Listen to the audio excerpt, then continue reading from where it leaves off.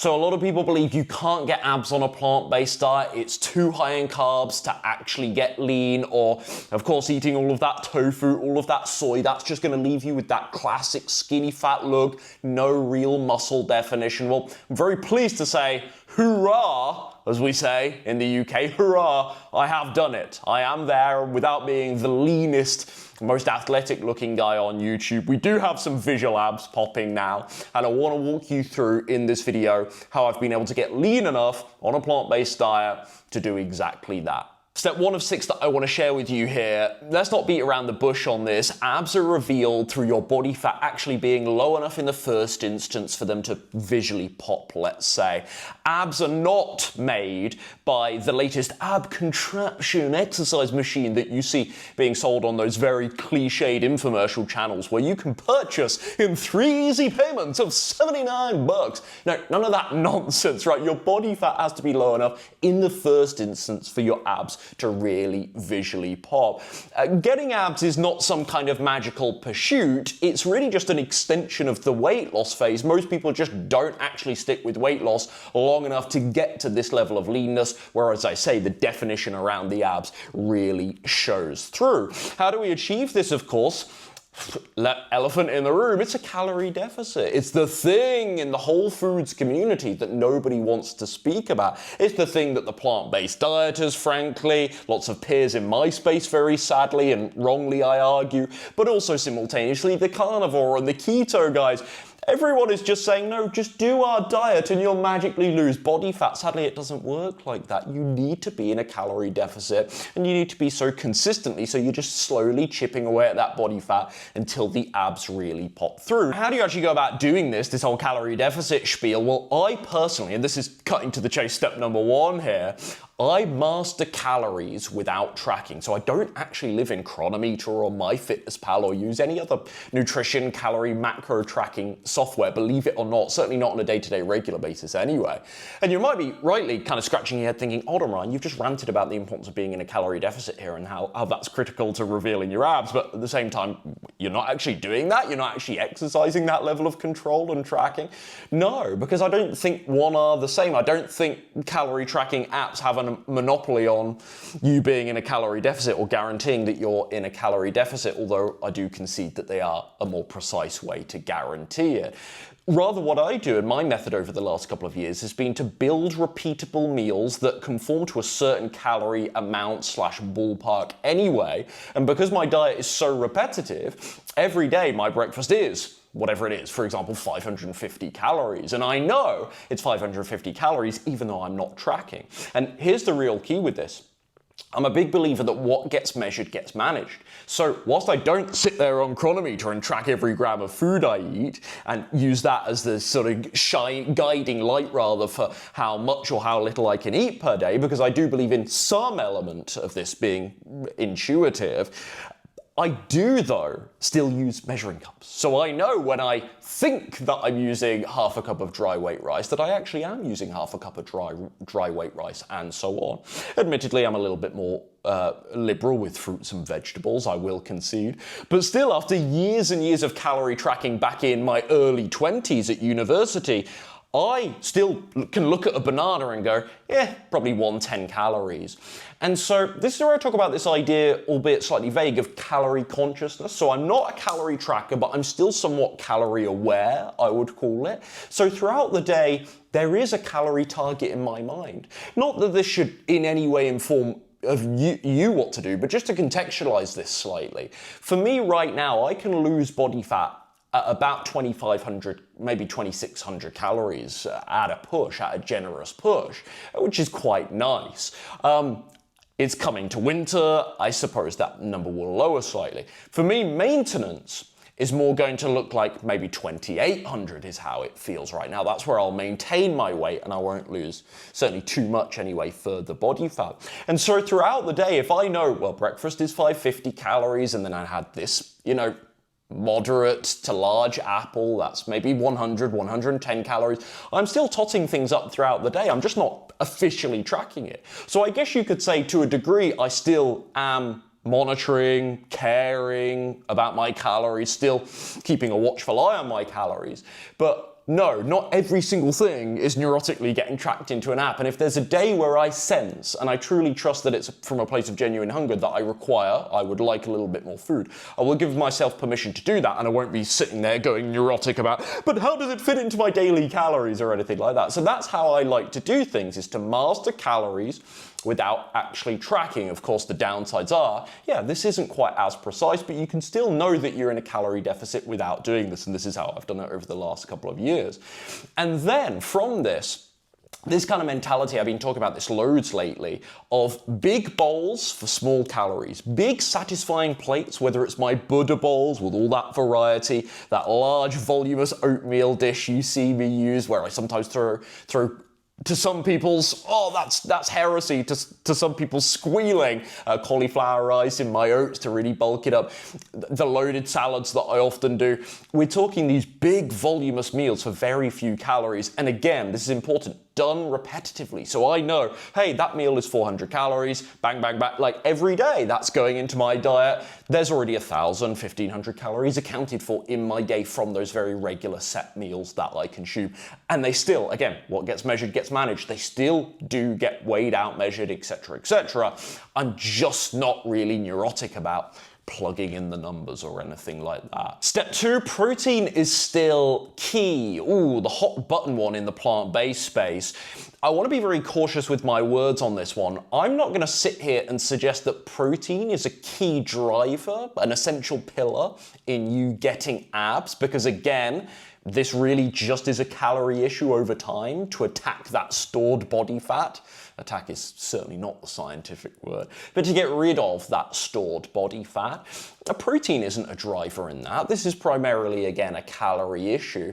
But I'm including this by association because a lot of you guys, when you ask me about abs, you're also hitting the gym, looking to build some muscle. So I think by association, I wanted to include this point on protein for those watching this also interested in building muscle at the same time, or at least preserving it. I will not take the view that most vegans undereat protein, and protein should suddenly be you ought to be really paranoid about protein the very moment that you switch to a plant-based diet, that it somehow requires more emphasis on a plant-based diet than a meat-based one. I don't agree with those very cliched criticisms of vegan nutrition.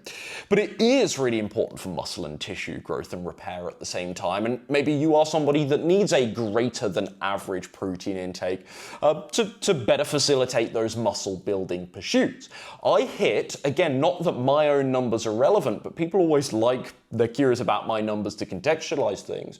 I hit north of about 140 grams of protein per day, which I must say for me is rather easy.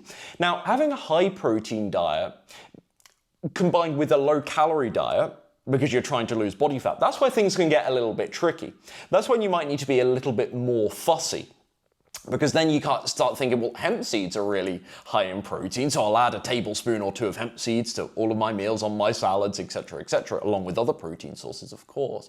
But that will give me another couple of grams of protein per meal and really add things up. But hemp seeds then, again, quite high in fat, so therefore they're high in calories. So when you're looking to lose body fat and you want a high protein diet, this is when things do get a bit more tricky. But frankly, the same is true of any nutrition approach. Again, I wouldn't say this is necessarily a plant-based problem. But for me, 140 grams a day is the point I'm making at my calorie points, that 2,600 mark to lose body fat. That is quite generous. That's quite easy. That is quite easy to achieve, is what I meant to say. Things I'm loving right now in terms of protein sources, though, tofu. I'm not doing so much tempeh at the moment, but tofu, TVP, seitan, and sometimes I'm transparent about using a plant protein powder, although I do concede that I prefer protein from whole food sources the vast majority of time. Step 3, walk more, starve less. I like to walk daily, and it does help me eat just a little bit more food, which makes the whole process of losing weight feel, actually far more tolerable. I'm not on a diet, or it doesn't feel that way all the time, because I do so much walking, very naturally living in a medium-sized European city, which is just perfect. Absolutely perfect for me, because even on a low day, I'm hitting 8, 9, 10,000 steps on a a really, frankly, lazy day, up to about maybe 14, 15,000. And again, this is the critical point. It's easy for me to do it. It's natural. So there's no excuse not to do it. In fact, I kind of have to do it. That's kind of my lifestyle. It's baked in. And so every day I'm getting hundreds of calories burnt through my walking, yes.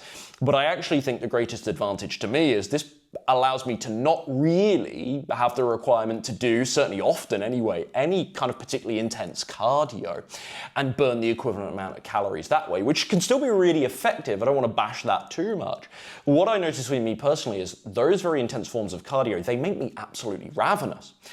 And the greatly ironic thing of sort of eat less, move more, for me actually, at a certain point, assuming I'm already doing a little bit of movement anyway, at a certain point, moving more is actually really, really unhelpful to me because my appetite just goes boom, especially with the more intense stuff. So that was a big problem I had when I was doing the martial arts a couple of years ago, which I loved. And I still intend to continue in the future and go back to in the future. But one problem I had is I'd get home from those martial arts sessions at like 8, 9 p.m. and I had the appetite to eat like 1,500 calories and more than compensate for the calories that I burn in the martial arts sessions themselves. I don't have this problem with walking. It doesn't elevate heart rate. It doesn't spike appetite for the same amount of calories burnt. And so for me, that's why I always say walking is an absolute fat loss cheat code. I love it, and it's allowed me to just eat a little bit more food, make the whole process far more enjoyable rather than starve. Step number 4, what about other exercise then? I keep my training very, very simple. No fancy split, right? Nothing too, I think, contentious or groundbreaking here.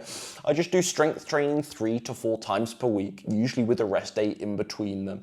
And a little bit, as I say, of maybe every now and again. Honestly, it's probably averaging once a week, maybe even less right now. A little bit of slow, gentle cardio. I'll sit on the recumbent bike for 20 minutes. I'll do a high incline walking treadmill. Sometimes if I'm feeling brave, I'll use the Stepmaster, the Stairmaster. But again, appetite bang if I go too aggressively at that. So slow cardio from time to time, but mostly it's just the walking. And then it's my strength training sessions 3 to 4 times per week. In the gym, I do nothing fancy. I want to hit PRs and I want to get stronger, and that helps with the muscle growth. Again, this is completely separate to the conversation about abs, but including this by association. And yeah, we're going for PRs, the whole hypertrophy principle stuff, progressive overload, etc. I do agree with all of that. I do buy into all of that, and that's helped me build a little bit of muscle over the last couple of years. Absolutely, it's been really, really good fun to do that. But yeah, nothing particularly fancy. I have my leg day, which I did yesterday, and then I do usually back and biceps or back and triceps together, chest and shoulders together, and then the remaining arms. Core, I just throw in from time to time. I meant to speak about core. Again, the abs, they're made through that consistent calorie deficit, getting the body fat around, the midsection thin enough for the abs to actually visually pop through. However, there are things you can do again to bring up the development of the abs. There is nothing wrong with the classic sit-up. I personally find the best ab development, anecdotally, for me has been hanging leg or knee raises, but I appreciate without sounding patronizing, this is quite a difficult movement and took me certainly a long time to build up to in my gym career. My gym life career is not the right word. It sounds far too over the top. Planks, there's nothing wrong. Like, it's considered a beginner movement, and I think that's correct. I think at some point you have to progress from the plank, but planks are a really great way to develop your core as well. So yeah, I'm spieling again. What I'm trying to say is I split my workouts up by body part, and that way I can give each body part, chest, shoulders, back, whatever, enough attention, enough volume to actually force growth in it, because I've been doing this for a while, and just 1 or 2 exercises isn't gonna do it like when I was a beginner. Interestingly, this is why, for beginners, and if I was starting from scratch, I would actually just do full body workouts, not the body part splitting that I have actually just described that I like to do. It's not actually what I advise. If you're new to the gym, new to strength training, honestly, if it was me, I'd just start out with 2, maybe max 3, but frankly 2, for the first couple of months at least. Full body strength training sessions per week, just 2 of them. I've actually got in the Google Drive folder, I'll find it, and I'll put it into a PDF or a Google Doc, I'll put it in the description box for you. I've actually got a beginner full body workout plan that kind of breaks down exactly how I'd go about this if I was starting again. So I'll stick that in the description box for you if you are new to this and you are interested. So that's how I like to do things, but generally speaking, I keep my training simple. There's nothing fancy. I don't think I need to do high intensity activity. I don't believe necessarily there's a certain zone. I think there are merit to these arguments, but a certain heart rate zone that is most optimal for body fat loss. No, really, it's about consistency. It's about doing things consistently, not necessarily things perfectly from a scientific perspective, because that's the plan you're actually going to stick to and find sustainable. So for me, it's the strength training, it's walking every now and again, it's a little bit of slow cardio. I play tennis, don't I, every week or two, and that's been enough. Step number 5, flexible structure. This is the fun one, but also the tricky one, right? This is one that I see people take way too far.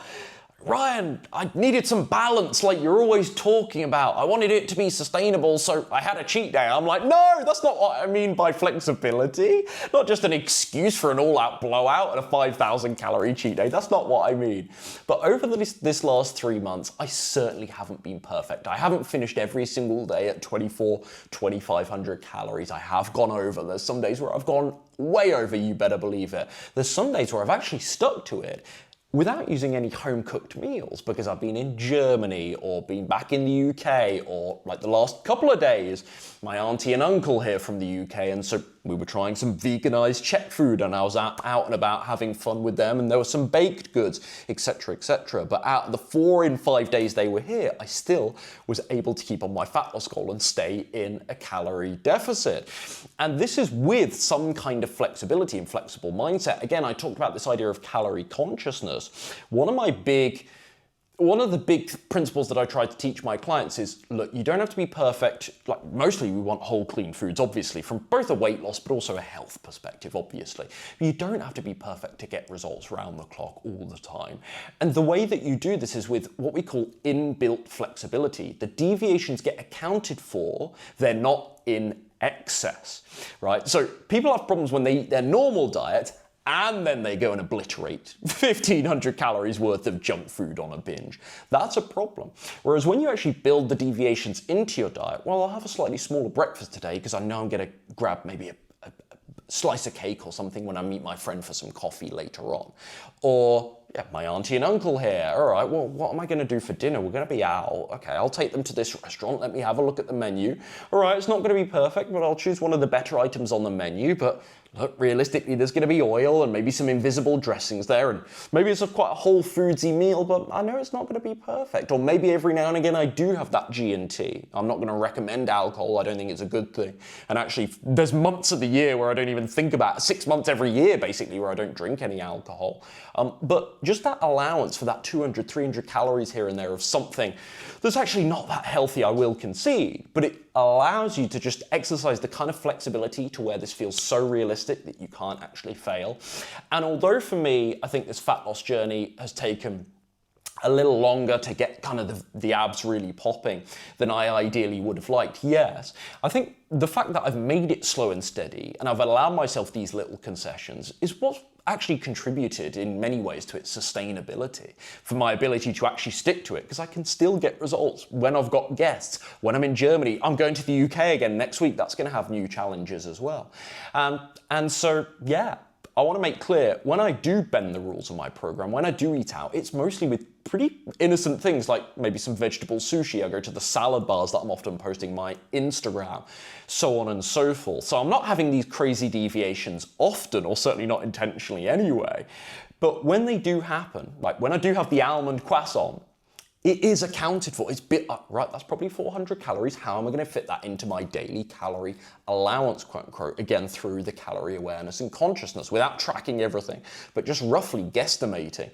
And for me, that's how I've been able to get lean recently, but also then stay there without totally hating it, without like resenting my diet and still falling into that, once I cross the finish line, then I'm done. Screw this diet because I hate it so much. No, I actually like this. I can live this way because it's got that 10% flexibility. And lastly, of course, step number 6, the real secret. And I think, sadly, this is going to be a little bit of a disempowering reality check for folks, but abs are not built in 6 weeks, right? It is through sustained, consistent effort at fat loss. Like I said earlier on, getting abs is not some magical pursuit that is very different from just the process of losing body fat, just the process of losing weight, right?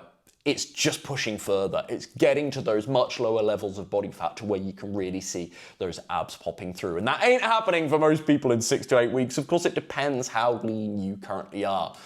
And this is where the reality check comes in. And like, I want this video to be inspiring and empowering to the folks that want to push beyond and get really kind of lean, fit, that more athletic. Get slim, amazing in the first instance, but if they want to push beyond and get that more athletic look. Like, I want this video to encourage people to do that if that is their goal. At the same time though, I can't help but give people this reality, want to give you guys, frankly, this reality check that getting to the level of leanness that allows your abs to pop, I think people underestimate how much weight they have to lose. This is what I've seen historically in order to achieve that. And I've kind of got this, I joke with my clients about it, this plus 10 pounds rule, that if a client says to me, oh, I want to look like this shape I used to, and here's an old photo of me, Ryan, or I want to look like this celebrity physique, here's a photo of them. So yeah, I'm thinking about 20 pounds. And I look at it and I'm like, that ain't 20 pounds, that's like 30, 35 pounds. I don't mean this in a condescending way, though it may come across as such, but I think most of you guys are seriously underestimating how much body fat you have and how much needs to go to have that more lean, fit look. So again, I know this is kind of disempowering because it's like these are not that close. Like, getting abs is not really that close. It might not be as close as you presently think, but I promise you, of course, there is a superficial vain element to it, to my reasons for having abs. Of course, I'll concede that. No BS about that. But honestly, this journey, especially this fat loss phase in the last couple of months, it's been amazing in so many ways beyond what I'm seeing in the mirror.